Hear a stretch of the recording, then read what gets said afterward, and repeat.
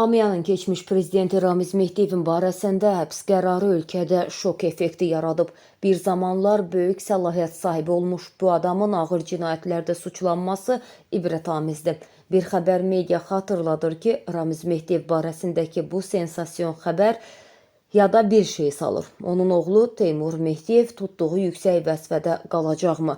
Atası ağır dövlət cinayətlərində suçlanan oğul Mehdiyev belə strateji vəzifəni tutmaqda davam edəcəkmi? Yada salaq ki, Teymur Mehdiyev Fövqəladə Hallar Naziri Kəmaləddin Heydərovun müavinidir. Ramiz Mehdiyev qalmaqallı şəkildə Amerika prezidenti postundan uzaqlaşdırıldıqdan sonra oğlunun da işdən çıxarılacağı deyilirdi. Lakin bu gözlənti özünü doğrultmadı. Qeyd edək ki, Ramiz Mehdiyev Cinayət Məcəlləsinin dövlət hakimiyyətini ələ keçirməyə yönələn əməllər, dövlətə xəyanət, cinayət yolu ilə əldə edilmiş əmlakı leqallaşdırma maddələri ilə ittiham olunur.